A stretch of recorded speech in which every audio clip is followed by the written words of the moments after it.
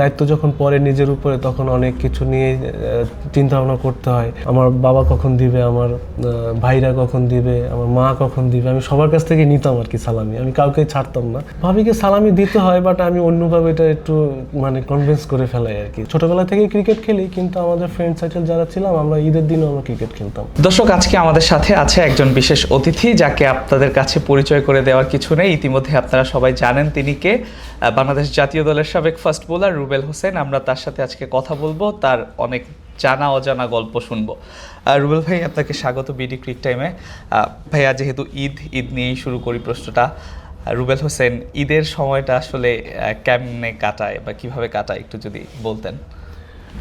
আসলে কোরবানির ঈদটা তো আসলে অনেক ব্যস্ততার মধ্য দিয়েই যায়, কারণ কোরবানি দেওয়া হয়, গরু কাটা, এগুলো আমি হেল্প করি আর কি। অত হয়তো বা বেশিটা করি না, বাট তারপরও আমি সাথে থাকি, আমার ফ্যামিলি বাচ্চা কাচ্চা থাকে আর কি, মানে পরিবারের সাথেই থাকি এবং কোরবানির সাথেই থাকি আর কি। গরু কাটা নেওয়া এগুলোর সাথেই থাকা হয় আর কি, ব্যস্ততার ভিতর দিয়ে যায়। ভাইয়া, একটা সময় তো ক্রিকেটে যখন নিয়মিত ছিলেন, ক্রিকেট খেলতেন, তখন তো অনেক ঈদ হয়তো বা দেশের বাহিরে করা হয়েছে দলের সাথে। সেই সময়টা কিভাবে কাটাতেন, আর এখন অবসর সময়ে ঈদটা কেমন, এই দুইটা যদি একটু পার্থক্য আমাদেরকে বলতেন। না, আসলে আমি যখন টিমের সাথে থাকতাম তখন আমাদের দেশের বাইরে যখন আমাদের ঈদ পড়ে যেত আর কি, অনেক সময় ম্যাক্সিমাম টাইমে পড়তো। তো তখন আসলে আমরা তখন টিমের যারা আমাদের টিম মেম্বার আমরা যারা ছিলাম একসাথে, তখন আমরা ওই দিনটা আসলে বাইরে ঘুরতে যেতাম, অনেক সুন্দর জায়গায় যেতাম আর কি, যদি খেলা না থাকে আর কি। তো আপনার এইটা আর কি, বন্ধু মজা করতাম, আড্ডা মারতাম, ভালো একটা রেস্টুরেন্টে খেতে যেতাম। আর এখন তো ধরেন খেলাধুলা ছেড়ে দিয়েছি, এখন ওই যে ফ্যামিলির সাথেই সময় কাটাই।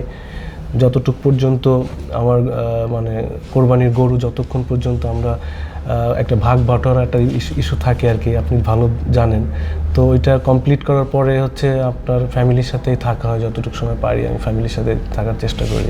ঈদের সময় রুবেল ভাইয়ের প্রিয় খাবার কি আসলে? ঈদের দিনটাতে কোন জিনিসটা রুবেল ভাই খেতে পছন্দ করেন?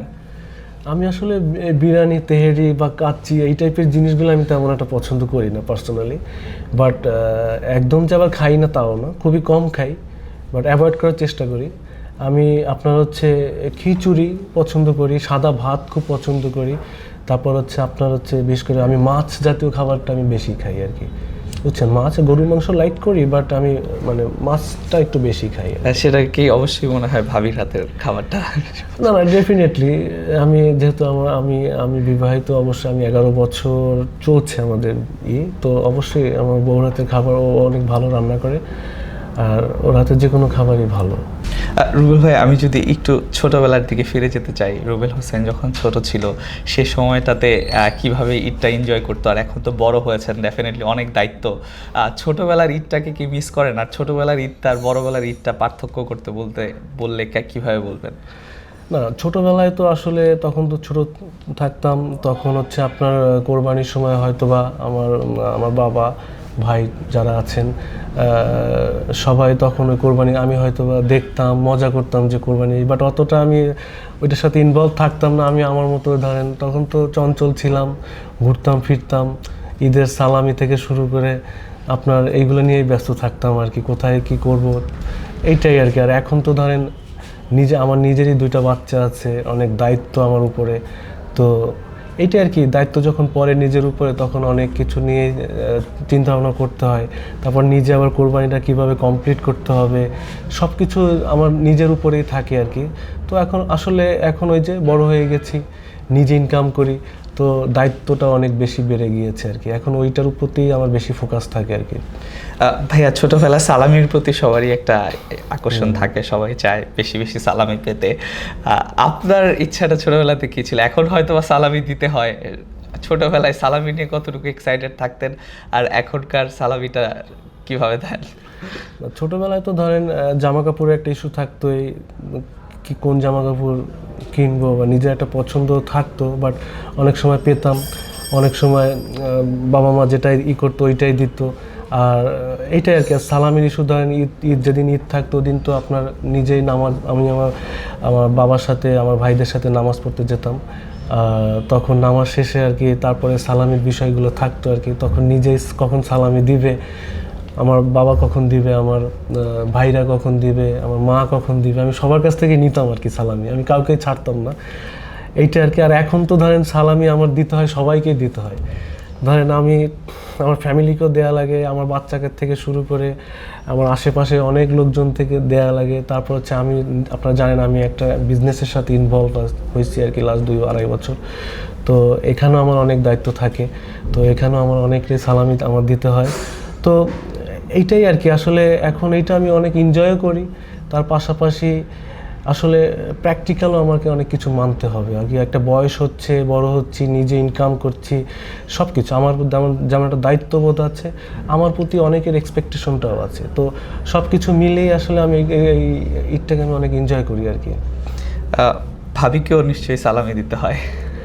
ভাবিকে সালামি দিতে হয়, বাট আমি অন্যভাবে এটা একটু মানে কনভিন্স করে ফেলাই আর কি। সালামি দিই, বাট তারপরও ধরেন আছে অনেক ইন্টারনাল কিছু বিষয় টিষয় থাকে আর কি, এটা আর কি আমি কনভিন্স করি আর কি। ভাইয়া, যখন দেশের বাইরে ক্রিকেটের পারপাসে যখন ঈদ করতেন, সবারই তো ইচ্ছা থাকে যে ফ্যামিলির সাথে ঈদ করার, বাট আপনাদের তো ন্যাশনাল ডিউটি ছিল, দেশের হয়ে খেলেন।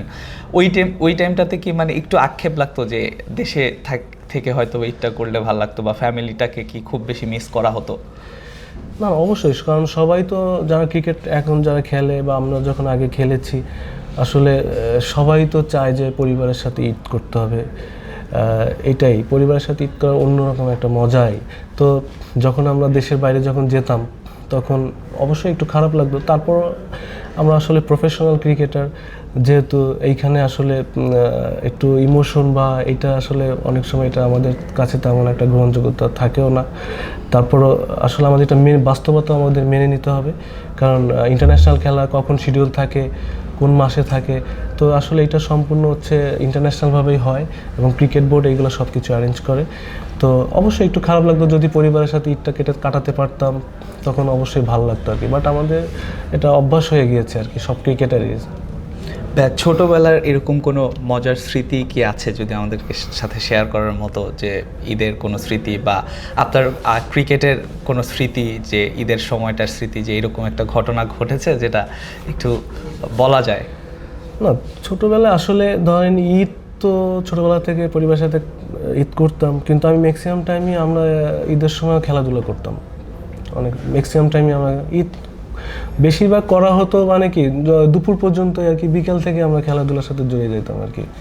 মানে আমি যখন থেকে ক্রিকেট খেলি, আমি তো ছোটোবেলা থেকেই ক্রিকেট খেলি, কিন্তু আমাদের ফ্রেন্ড সার্কেল যারা ছিলাম আমরা ঈদের দিনও আমরা ক্রিকেট খেলতাম।